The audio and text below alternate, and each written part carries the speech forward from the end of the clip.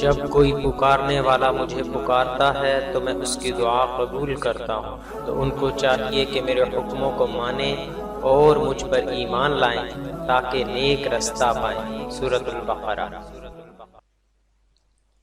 بسم اللہ الرحمن الرحیم۔ اللہ کے نام سے شروع جو نہایت مہربان رحمت والا ہے۔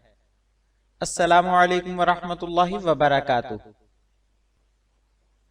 اس ویڈیو میں آپ دوستوں کے سامنے سنن ترمذی کی حدیث نمبر 3500 سے ایک چھوٹی سی دعا اور اس کا ترجمہ پیش کرنے کی سعادت حاصل کی جا رہی ہے۔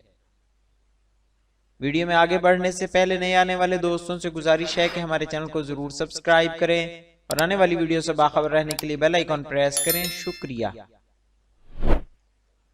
ابو ہریرہ رضی اللہ عنہ سے روایت ہے کہ ایک شخص نے عرض کیا، اللہ کے رسول، میں نے آج رات آپ کی دعا سنی۔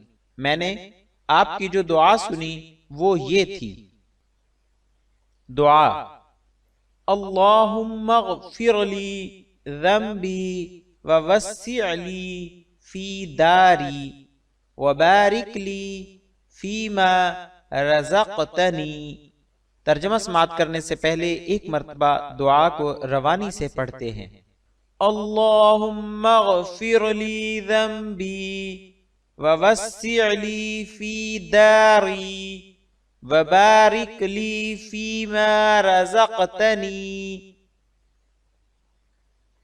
ترجمہ: اے اللہ، میرے گناہ بخش دے اور میرے گھر میں کشادگی دے اور میرے رزق میں برکت دے۔